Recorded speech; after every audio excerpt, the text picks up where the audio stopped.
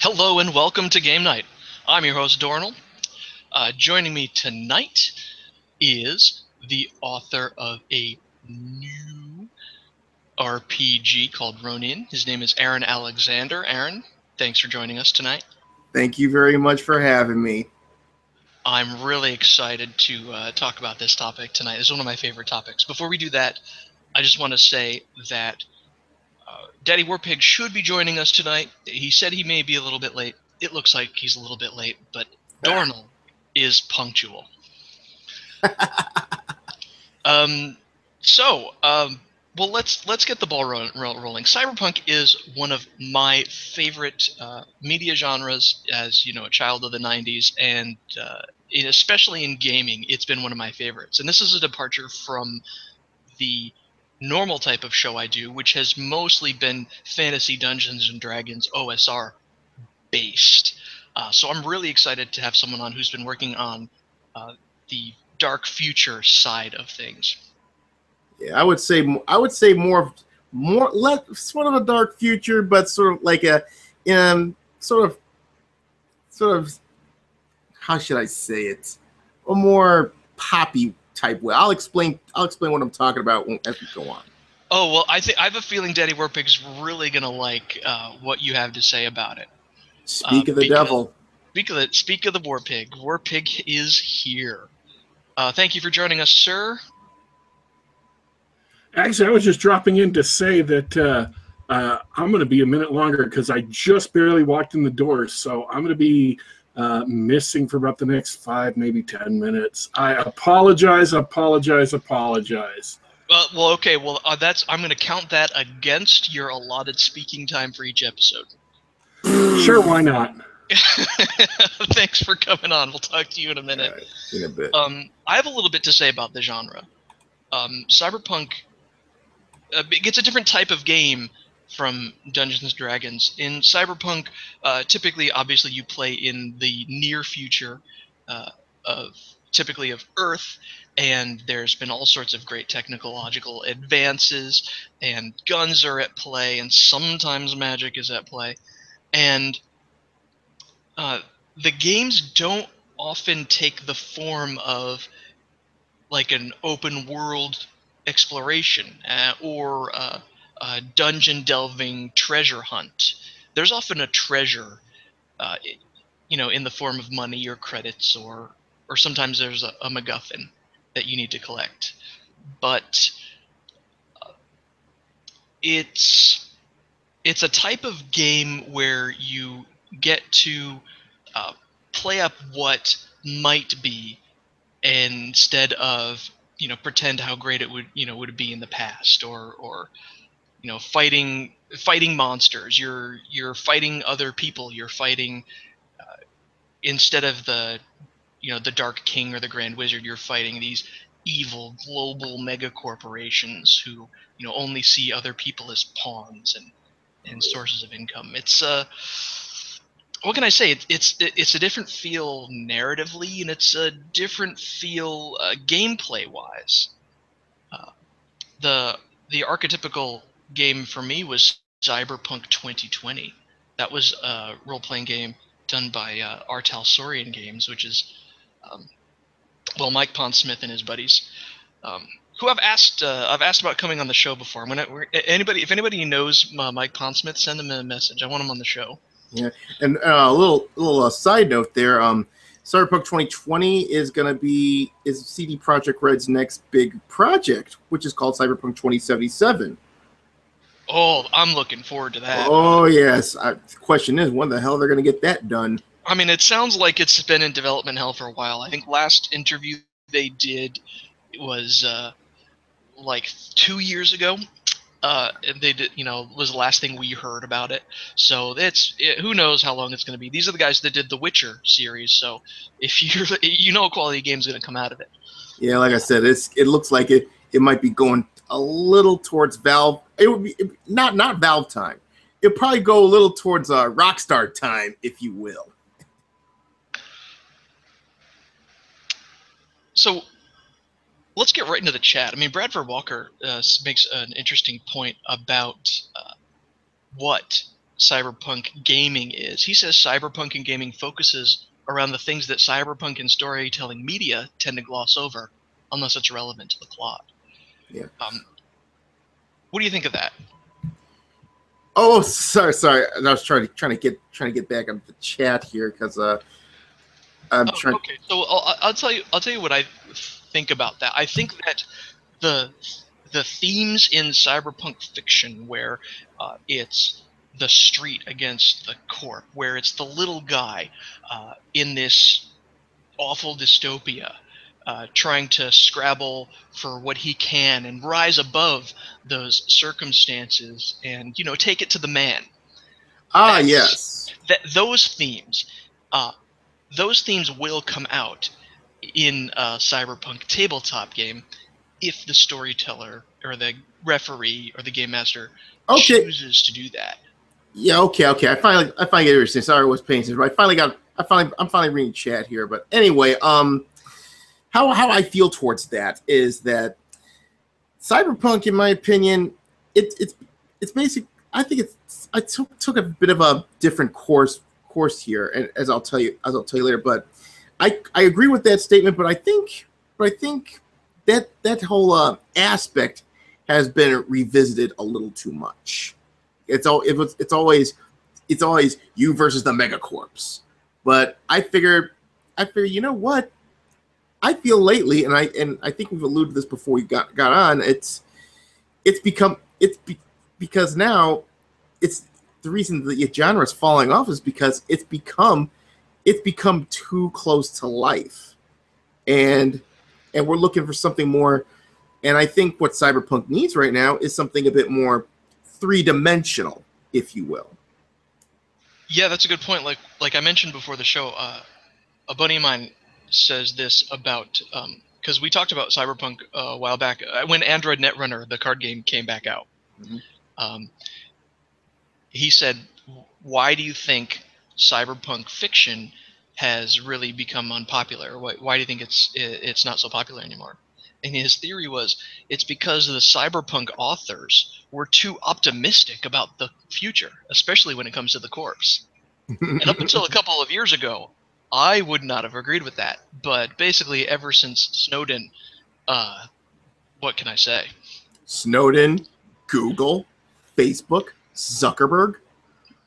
Like anybody familiar with cyberpunk fiction at all has identified these things. And Daddy Warpig loves to joke about evil corporations. Like, how can a corporation be evil? What, do they have a switch in the basement that's set to evil? Oh, we'll just set no. Anybody who knows anything about cyberpunk fiction looks at for example, Facebook just got caught with their hands in the cookie jar, working with governments. And suppressing certain speech, and it's long been known that they've helped out Germany, because Germany's got a lot of specific restrictions on speech, especially with regards to World War II. Germany, I mean, so they got caught doing that sort of thing, and anybody familiar with the genre knows, that's what an evil global corporation is. Yeah, now it's been revealed that it wasn't Trump that got caught with Russia; it was Facebook that got caught with Russia. Right, crazy, right? Yeah, no shit. And with Zuckerberg's unsubtle attempts to float the possibility of running for president, like, hey, well, let me just do all these photo ops and things, and write a book, and maybe it's typical. It's typical of what someone would do when they're testing the waters to see if they should run. Yeah, really. You might as well have a big ass neon sign that says "I'm running for president."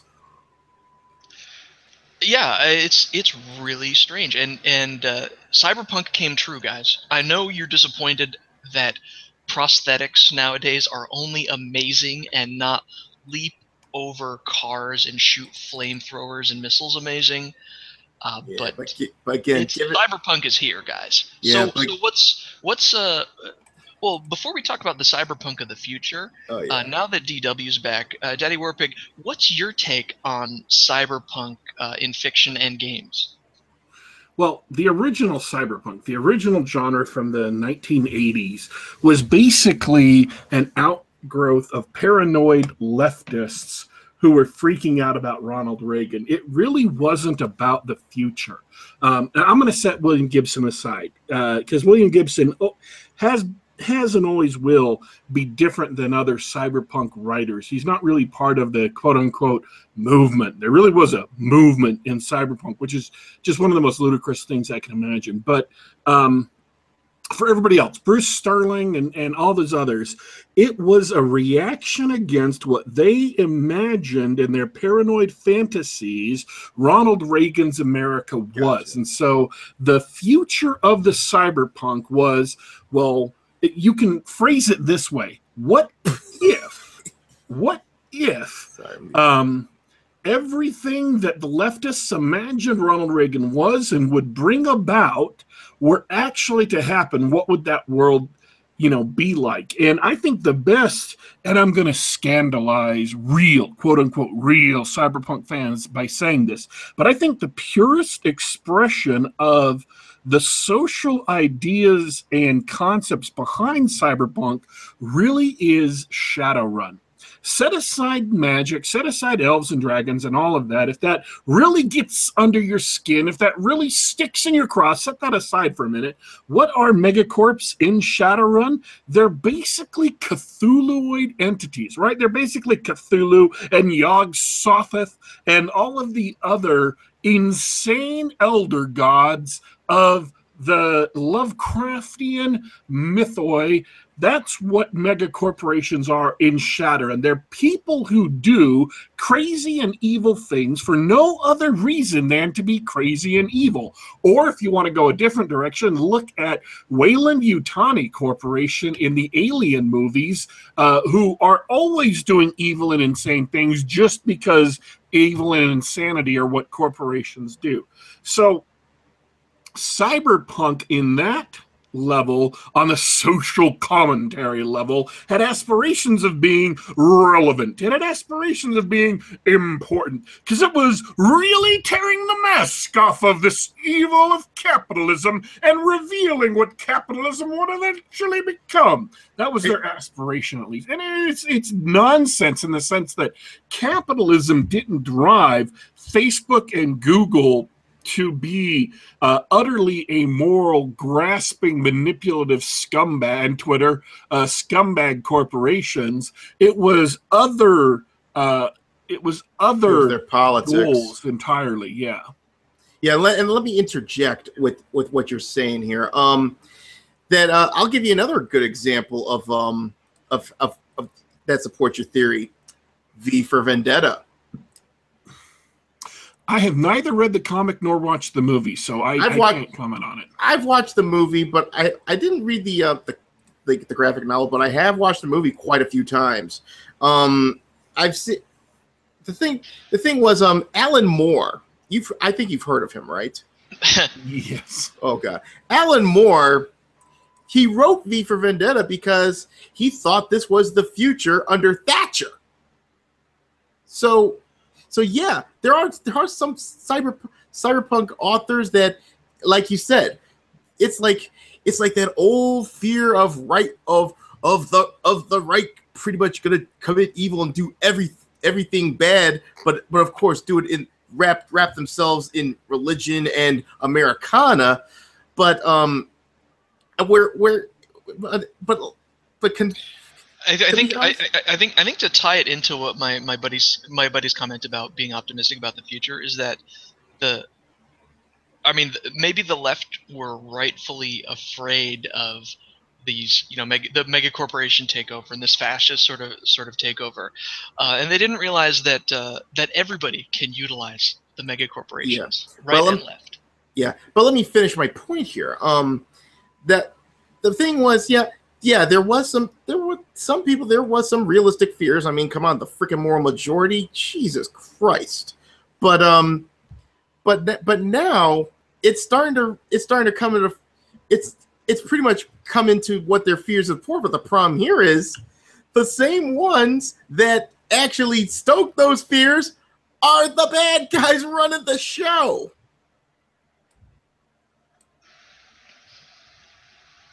The same people who are paranoid about corporations are the ones who are making evil corporations. Yeah, no shit. So it's yeah. So it seems like they create. It's like, oh my god. It's like George Orwell basically creating his own fascist government after he wrote 1984. It's like, oh my god, this is scary. Let's make our own. Let's make our own fascist government. Well, okay. I'd like to sidestep that stuff now because I think we've established some of the narrative tropes that lead to cyberpunk as a genre, and cyberpunk as a game genre. Yeah. What do you think of cyberpunk as a game? For me, I never did the Shadowrun, Edge Runner sort of paradigm. It was always more of a futuristic adventures, futuristic soap opera with people getting their arms blown off. That was the sort of games that I played when I was younger. What is a cyberpunk game to you, Aaron? What does cyberpunk as a game mean? Well, personally, it's pretty much sort of trying to explore the world in a future time. The what could have been, the what might, the possibilities. It's all about that's what the future is. It's a spectrum of possibilities. Now I did dab a little Shadowrun, but let's just say the rules were a little too complicated for my taste. But I did get inspired because Shadowrun has you set into a world of future possibilities, and you can create more of these possibilities. It's sort of like how the ending of how Doc Brown said in the end of Back to the Future said, the future is a blank slate. You basically write your own future. It's not set in any way. Similar with Terminator as well. So. I'm glad that we made it 17 minutes before a real mention of Shadowrun, and you just barely touched it, but I want to bring that up because Shadowrun's sort of the most famous game in the genre, and it's interesting because it's that cool. It's a cool take on the future. Yeah, I mean, you got a dragon running a bloody megacorp. And that goes back to Daddy Warpig's point about the evil, faceless Cthulhu Lovecraftian corporations. Yeah, the thing running the corporation is literally inhuman. Yeah, it works, but it also works on a real gaming level too. And it wasn't basically it wasn't until now that I really put together what made Shadowrun so popular. It wasn't elves with guns. It's a little bit elves with guns. I mean, you can't stop some people. These are the same type of people who always play girls in RPGs. Don't get me started on those people. Yeah, especially if you're one of them. Yeah, it's like those that play Fallout because it's Oblivion with guns or Skyrim with guns. It's pretty much. The cool thing. How do I best describe Shadowrun? I alluded to it a minute ago, but each game of Shadowrun is a heist movie. There's a goal. Be it an item or a piece of data or a treasure, even something like that, and someone's got control of it, whether it be a government or a rogue state or a rival gang or a mega corporation, and they're keeping it secure, and your job is to get at the MacGuffin, get at the treasure. So in a lot of ways it plays like a heist movie, and if you play a bad game of Shadowrun, it's kind of just D&D with guns. Mm-hmm. It's like, mechanically speaking, it's pretty familiar to what most people already think of as games. Yeah, like you said, it's basically another D&D game just reskinned. I mean, and who doesn't love cyber arms and guns? Yeah, of course. So you are working, and so I wanted to talk about that because not only is it the most popular sort of cyberpunk game, and I'm going to leave it at that, but that contrasts with the other cyberpunk game, the most popular one being the original Cyberpunk 2020, which was a little more free form in the type of game that it was. So it's the game that had rockers as a playable character class. Oh yeah, you could be a rock star, or my favorite class, which is even more important in today's. And I really want to know how Aaron's handling this, because my favorite class in Cyberpunk 2020 was the media. And in the original game, it was basically the guy from Max Headroom. You know, he goes around exposing people. You know, he's got all sorts of gadgets to try to catch people. And that's the real stuff today. And I don't mean, you know, useless bloggers on Twitter and stuff. I mean like the people who are bugging offices and doing undercover stories and stuff like that. And you see the power of the media in the past couple of years with the way they've been shaping narratives in the world, and most notably how media influenced the last U.S. presidential election. Yeah, really. So that's another way that Cyberpunk sort of came true. Daddy Warpig, you got me on my media rant. Thank you. And because of that rant, I totally forgot where we were going.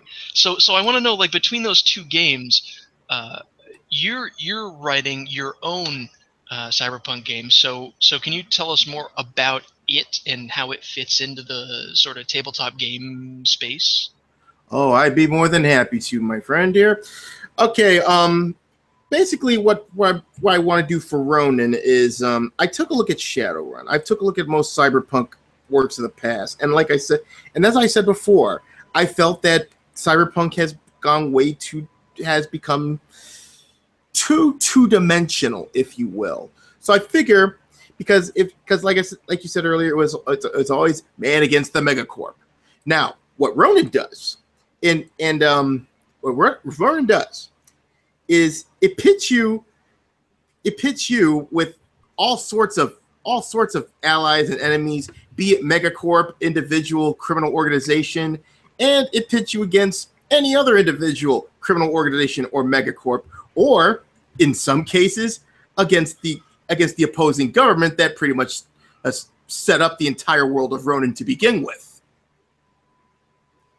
And the best thing about it is it also, and the other thing that I did with this is instead of doing the old dark cyberpunk future, etc., I decided to give it sort of a little flair to it. So what I'm doing with Ronin is you have this dark cyberpunk future, but it has an 80s flair to it, because you have the old 80s revival with synthwave and games like Hotline Miami and what have you. You got movies like Drive, and in some cases John Wick, because John Wick gives that 80s vibe, whether it's intentionally or not.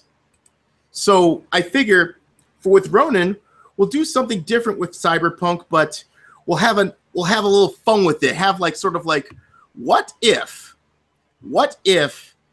Strange Days meets Miami Vice? My mind is blown.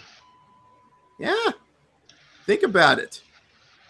Of course, I think you're going to have a big market if you somehow work synthwave and vaporwave into the game. Oh, I intend to. It's one of my. I intend to because not only it'll be like they'll like in the future how music is, they will sort of rediscover the 80s and what have you, but they'll also create new forms from that era. So hence you'll have a lot of synthwave influence. At least I intend to, as the product gets a lot better and what have you. Okay, so where you are at in production right now, because you showed me a little stuff, but it looks like very early stages. Oh yes, the lore book. I'm still working on it. I'm still trying to get some test projects on there. It took me a while to get my first stream onto my channel, and let's tell you, it was no easy feat. But what I plan to do is hopefully in the next few weeks, I could probably finish up the character creation. I have three people participating. One of them couldn't make it for the first stream, but I got to talk to that person, and so we get ready for the second stream. And so right now it's been in development with that, but unfortunately, financial wise, since I want to get artwork and get my proofreader working, but here's the problem. Let's just say financially, it's stalled. Mm. It is stalled, and it sucks because, like I said, all my efforts are trying to get it going. Well, let's just put it this way: real life isn't a freaking tea party. Hey, you got to eat somehow. Have you thought about doing crowdfunding or anything for it? Actually, I do have a Patreon, but I've had it for the past year. But the problem here is, I can't for the life of me get any goddamn backers. Well, maybe you'll get some backers listening to this. I pray to God I do, because I feel this is a great concept. I figure it's a new way of looking at Cyberpunk. Give it more vibe, and it also you have the 80s tie-in, and then of course you also have sort of a relation to all the current events of the day. We got my brother in chat recommends you put together a good pitch video. Of course, if you get some synthwave on that, that'd be the best. Yeah, I've been trying. Yeah, I had a pitch video on there originally, but it was terra bad because at the time I didn't have a good camera on me, and let's just say the production values. If the pitch video was way too long, it was like what 10 fucking minutes. I was like, oh, I gotta do better than that. So I took it down like a few months ago. Cool. Not to give you whiplash, but I want to go back to what you said about the way the game feels. Like you mentioned the Miami Vice and Stranger Things, and I'm gonna interrupt you. Go for it. Interrupt all over you. I'll allow it. What I want to hear is your elevator pitch. My elevator pitch, huh? Okay. Cyber. Okay. Leftist government gets way too ambivalent with their power. They fracture it therefore fractures the entire country into smaller republics. One city in particular, Chicago, turns into a fucking bloodbath, ends up becoming a city state. All of a sudden, and now your play was one of these and you play as one of these people working for these megacorps that are involved in this mess and other side criminal elements in general for other stuff, to basically do work for them to A, make money for yourself, or B, take down the leftist government that fucked everything up in the first place. Cyberpunks versus communists? Pretty much. No, I wouldn't say communists, more like corporatists. Corporatists, and you know what I'm talking about. I think I get it. What do you say, DW? It reminds me in some aspects, not that it's copied from or really all that close to, but the social change aspect, where the goal of the characters is to force change, reminds me in some ways of Ray Winninger's Underground, which was a very, very left-wing superpunk game. Superpunk is a term I coined to describe superhero settings that were basically cyberware without the cyber. They were cyberware with superpowers replacing cyberware. So Batman The Dark Knight Returns, and other Superman Red Sun, other things like that. The alternate Earth of Batman the Animated Series, where the Justice League had taken over running the planet. Ray Winninger's Underground was a superpunk setting where you play superpowered heroes, and because of the superpowers you have, you get mental diseases that affect you heavily. And the goal of the game, the goal of the campaign, was they had game mechanics rating different aspects of society. It was to make the world better. You were activists. You were specifically left-wing communist activists, and your goal was to change one of these aspects of society. So in addition to experience points, you also got influence points where you could use them to temporarily change a value of the society to make it more free or make it more social mobility or whatever. But if you spend twice the amount, you could every time you did that, it made some other values worse. So the more free your society is, the more crime you'd get, whatever, however you interpreted that. But if you spent twice the amount, you could make the change without making anything else worse. So that was the point of the game, is you played superheroes who beat up cops and investigated scandals and exposed scandals, and in general, were crusaders for social justice. This is like 20 years before social justice was a thing. The game was really interesting. The superpowers they did were really interesting. How they interacted with mental defects, which is a common trope in many cyberpunk games, was really interesting. But the fact that it was all just the most biased left-wing worldview you could imagine. It was more left-wing than Public Enemy, and Public Enemy got a bunch of shout-outs in the book itself, but it was still an interesting setting. Yeah, it just goes to show politics does not belong at the game table. Yeah, I agree, but like I said, but in this case, it's more like you're being hired to make sure that the federal union stops fucking with Chicago, because if you read in the backstory, it's apparently you think after that incident they'd leave them alone, right? No, they kept fucking with them. But and some of these missions, not all of them, I would say some of the main story missions deal with that aspect. Interesting. I see how the narrative sort of ties it all together, where you've set up a world where you've got all the players are in Chicago, so it's an independent city-state, and so there are foreign governments, there are local governments, there are mega corporations. There's lots of possible allies and antagonists in this setting. Yeah, exactly. And so I like how you've got that sort of put together, and it sounds like a very cyberpunk sort of setting. Yeah, but like I said, but like you said, politics doesn't belong on the game table. So basically, what I wanted to do was I didn't want. There's some of the stories, some of the main stories. I want to keep it away from that central story about them trying to stop the federal union. But there's other stories, like for instance, like there's one of the organizations in the game that there are some criminal organizations that you can't get work from no matter what happens. But then again, why would you work for them anyway? One of them's the Mexican cartel. And what happens is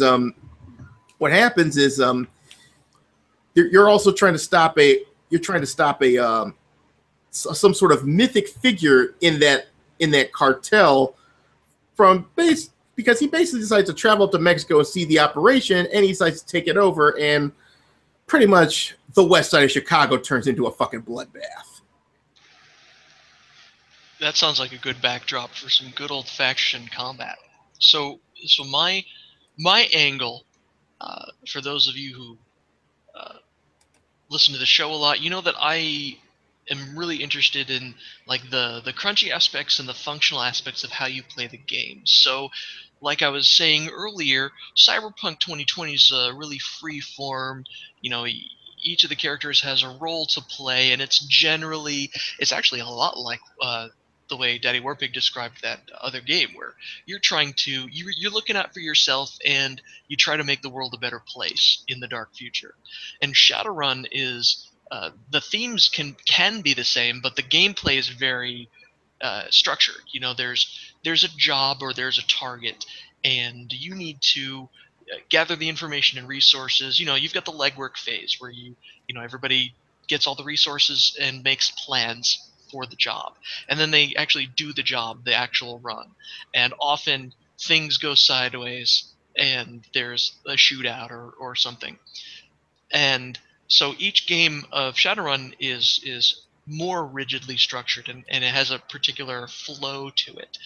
And contrast that with like a Dungeons and Dragons game, where there's a dungeon. Okay, which way do you go, left or right? Right? At every point in the game, the players should have an idea of what they want to do, or what actions they want to take to uh, accomplish their goals. So my question is, how does Ronin play when the player sits down at the table and they've got their character? How do they play? What do they do? Well, it's like I want you to consider this as sort of a procedural type deal. A little sort of a police procedural, but it doesn't really involve the cops. So basically, what you have here is you're trying to find out. You get a job from somebody, and they say, hey, it's something that seems simple enough, like some guy asking you, hey, listen, I got this gang, I got these gang members that won't stop harassing my family. So naturally, your goal is to find a way to stop those gang members from harassing their family. But as you keep going on, turns out there's a lot more to it than it originally was to begin with. You stumble onto like a situation where it turns out that someone's paying them to harass them, or maybe these gang members. This guy must be hiding something. He isn't telling you all the details, and there's a reason that these gang members are harassing him. So it sounds like you've got a framework for a variety of stories and narratives. You're gonna say, okay, so this happens and this happens and this happens. Yeah, pretty based on.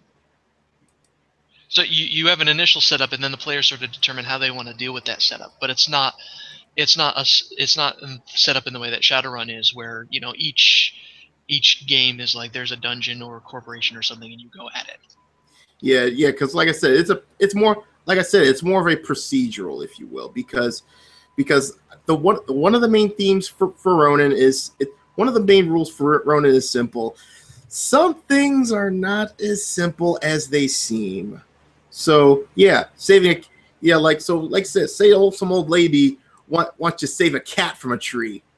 What if that cat happens to have some microfilm around it? What if that cat has a microfilm in his collar? Oh, that's a great idea. Yeah, cats could easily be spies. I love that about not everything is as they seem. Daddy Warpig, you've got some rules for writing campaign material. What's that thing that you always tell us when we start a new game? You are being lied to, or you have been lied to. Yeah. In any of the campaign material I've been writing, the very first line is, you are about to be lied to, because what the players think the world is not what the world actually is. And they're going to start off with a set of beliefs. Maybe they're common beliefs, maybe they're the beliefs that everybody has, and then they find out that some things simply aren't true. And any good game master will do things like that, where you'll say, okay, well, we think this dungeon is, it's just a place where a bunch of orcs have moved in and set up, but it turns out there's actually, an evil wizard, so who's behind the whole thing. So but you want players to be aware right from the start that what they're about to hear is partially true, it's partially false, and some of it is true, but in ways that are going to be misleading if you just assume that it's exactly like that every single time.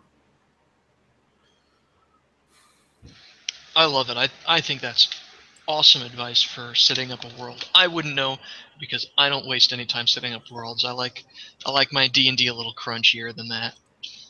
Yeah, I mean, the only time that I would say in a Ronin campaign it would ever be played straight is if you're dealing with a big player and he's asking you to do something big.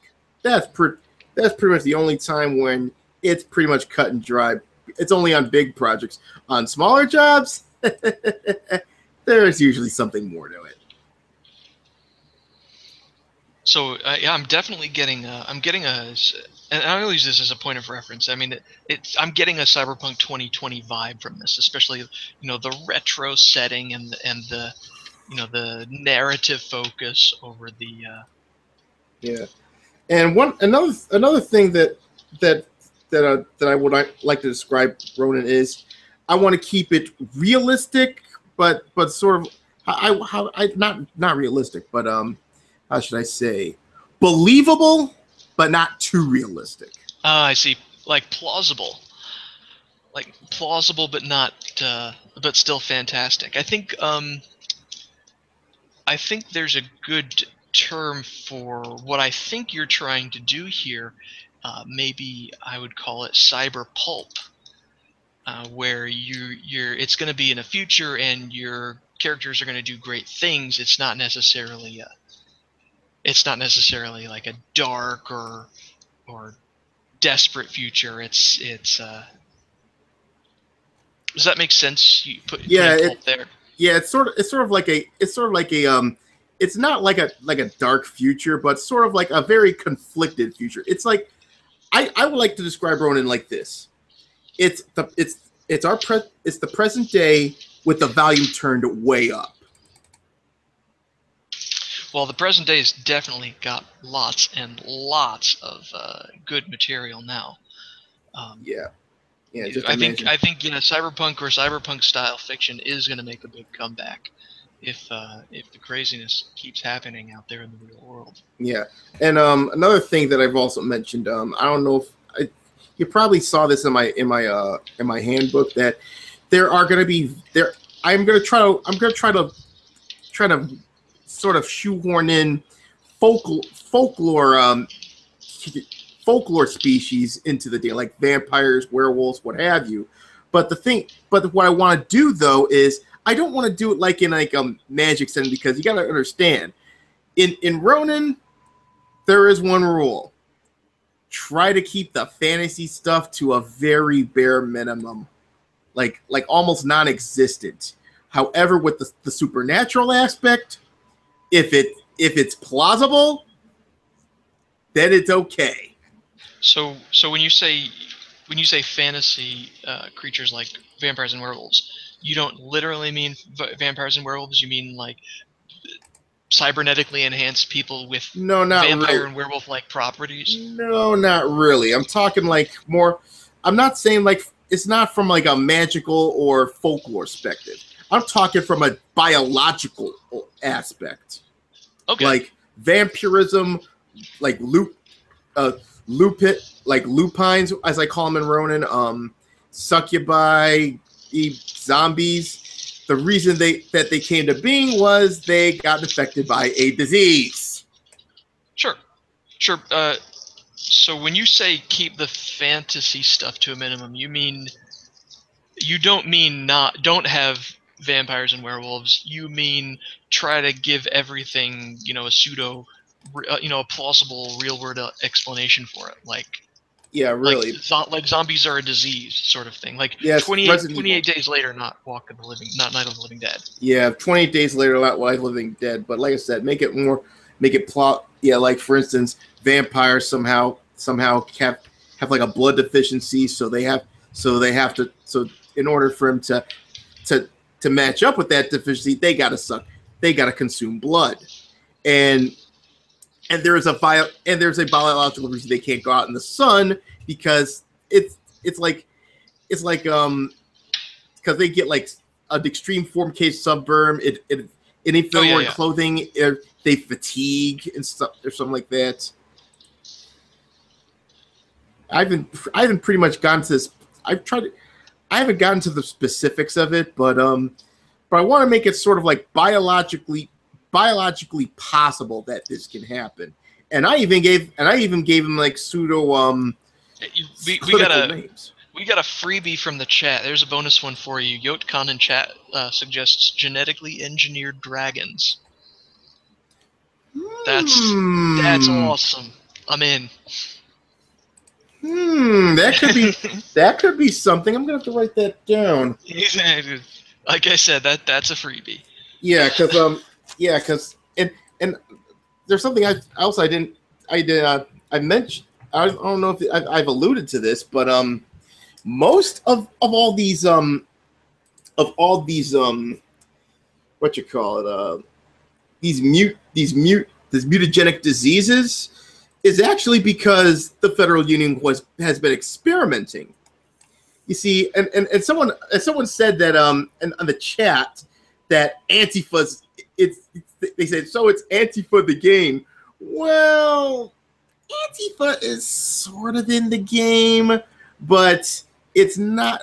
Let's just put it this way: think Antifa with body armor and high-powered weaponry. Though in Ronin, the federal sounds like a good antagonist to me. Yes, in Ronin, there's always the threat of those guys getting involved. They're called Python, and okay, they're called Python, and they have strength in numbers, and they're very merciless. Only one problem: they're shit when it comes to combat training. So what the federal union is trying to do is they want to try to how should I say, try to compensate for that by creating some sort of like powerful mutagenics DNA type deals to try to make them more efficient in the field, because the ones that originally consisted of Python, actual trained law enforcement officers, military men, after a certain incident, they said, enough of this. We're not doing this. Fair enough. Well, it sounds like, I guess I'm still having trouble because you're really in real early stages of game design here. I'm still having trouble getting a feel for the actual the play and the interaction. So let me take a step back, and I want to run a game of Ronin. You're going to provide all this cool background and this narrative setup, and I have this cast of possible antagonists and enemies where I've got some ideas of corporations, and I've got some ideas of governments that can be potential problems and targets, and I have an idea of player characters. I also have a bunch of monsters that I got my notebook. So I sit down to run a game of Dungeons and Dragons. I've got a dungeon prepared, or I've got a map prepared, or I've got maybe it's a town adventure, and I've got a series of NPCs and events plotted out that the PCs can disrupt. If I play a game of Cyberpunk, I've got corporations, and I've got things. Cyberpunk's a bad example. Shadowrun, I've got this is the MacGuffin for this week. So I sit down to play a game of Ronin. What do I have to start with? What do I start with, and how do I play each session? As a game master, okay, you have a list of characters. Okay, you have a list of characters, a list of scenarios that you could possibly shoehorn in. Okay, so you're also going to be producing scenarios for people. Yeah, that's what I was trying to get at. I'm trying to figure out like what. Yeah, and the thing I want to do with Ronin is, you can't really you can plan as the best of your ability, but the players can pretty much go off the rails at any given moment. So you got to be prepared for it. So what you have is a list of characters. Okay, you have I would say a general location of where your story is going to be set. It could be in like a neighborhood. It could be like in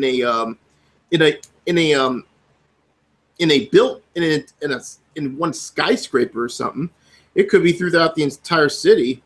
But for whatever scenario you have. That reminds me. Sorry to interrupt. Does anybody else, since you said that, does anybody else just want to have an RPG session that matches that latest Judge Dredd movie, or The Raid?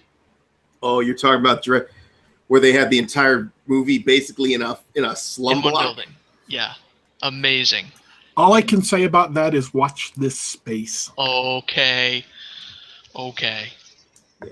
So what you have here, you have your character.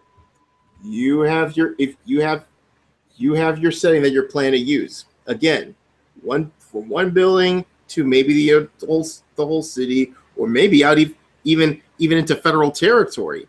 Depends on the scenario. And then you have you'll have your set of maps, but then of course you might end up going to a area where you might not be intending to go to, but they'll go to anyway. It also keeps the DM on their toes, but I don't want to get to the point where it gets way out of control. You know what I mean? Yeah, no, I hear what you mean. So as a game master, I sort of know the lay of the land, and I know the scenario. And but I have a question about the scenarios too. Is it? I guess I'm just gonna have to see when you the scenarios that you come up with, because and if I turn it around and I'm the player sitting at the table, and I have my character, and let's say we're in our home base, right? Yeah. And then what? Yeah. Right? But I'll confess that I don't have it down to a specific system yet. But it's good you mentioned that, because I think I need to get it down to a specific system. But what I want to do is I want to do a freeform. I don't want it to be like on rails, because I tried my sample campaign on rails, it didn't work. Sure. I think, well, that's why I keep going back to Shadowrun, because Shadowrun does have a specific thing where everybody's there to make money or whatever, and there's an objective. You either go for it or you don't, right? But when you go for an objective, the whole table puts their heads together and they come up with a plan, and then they execute the plan. So which is something, quite frankly, that was missing from all my Cyberpunk 2020 games, which I have very fond memories of, but they didn't have that sort of structure. And in a game that Daddy Warpig and I played a Cyberpunk character, but it was more of a cyber pulpy game where there were, grand stakes and amazing feats and of brawn and skill and smarts, and but there was like an overarching story. But that was a very, very much like his story. He writes it, he tailors it, and something like that. Yeah. So basically, but like I said, but there's one thing that is common with Ronin. The object is to complete the contract any way you can. So at the end of the day, whether what turn it takes, whether what turn it goes to, you gotta find a way to accomplish the contract and please your contractor. And if you do it in some way that he didn't see coming, he probably might give you a bonus. Cool. So let's say you managed to capture this guy that stole some vintage album collection, but it turns out that he was actually running a car thief ring as well, and just decided to, apparently the tell was that he stole people's vintage album collections to transfer it digitally so he can listen to it while he's stealing in cars. Uh-huh. So if it turns out that, holy shit, you got my albums back and you busted a car ring, I'll pay you more. Cool. Yeah, hey, what can I say? Classic Cyberpunk. We are rapidly running out of time. I was wondering if there's anything else you wanted to get off your chest before we call it a night. Okay. You mind if I make the plug right now? Plug away. Okay. So if you want to check out, if you want to donate to the project, I have a Patreon. Hold on, let me check the address. That's the problem. At my old age, I'm starting to forget shit. Send me all links you have. Send them to me. I'll make sure they're in the show notes on YouTube at the end of the show. All right. So I'll give it to you through chat, but I'll give it through the chat. But if you wish to come donate or check out or have any comments, any ideas, there's to write down. You can check out patreon.com/lamesauceproductions. That's all one word. And there's not much, and unfortunately, there's not much in the other thing because I hardly ever go back to it. But hopefully with the donations and what have you, I could probably go pay more attention to it every day. I'll keep bounce some ideas off me, and of course, while before I end up getting suspended in the near future, you can also check me out on Twitter on my Twitter handle at Mr. Nameless One, or if you wish, I'm on Gab as well at Real Aaron Alexander.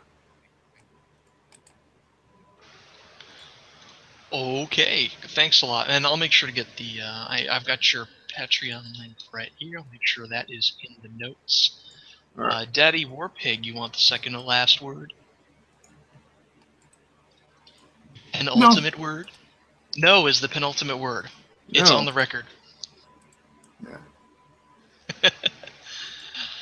All right. Well, thank you for joining us, Aaron. It was a pleasure talking about Cyberpunk. Absolutely love Cyberpunk. Likewise, dude. Likewise. Feel free to have me back anytime, man. Thanks for coming on. Thanks to everybody for listening, especially y'all in chat. If you want to come chat with us live, join us at youtube.com/geekgab. We do game night every once in a while on a Thursday, so you want to subscribe to the videos and hit that bell icon, which will send you email alerts on those videos. Check out our other Geek Gab shows. We've got Geek Gab Prime, where we do movies, books, all sorts of other pop culture. That's usually Saturday afternoons. I believe this weekend we should be talking about Blade Runner. Is everybody excited for that? I am. I'm probably might be going seeing it this weekend. I heard it's okay, but I'm. Yeah, it's gonna get mixed reviews, huh? Yeah, but I don't think it's gonna beat the original. No way in hell. Well, you know what? The best way to find out is not to spend your hard-earned money on people who hate you. It's to listen to the Geek Gab talk about it for free. So you can get our shows at youtube.com/geekgab. Daddy Warpig kindly uploads all the audio to various services, including iTunes, SoundCloud, and you can get it at the Google Play Store. Just search for Geek Gab on any of those platforms. That's it for this week. Thanks for listening in. Until next time, good night and game on.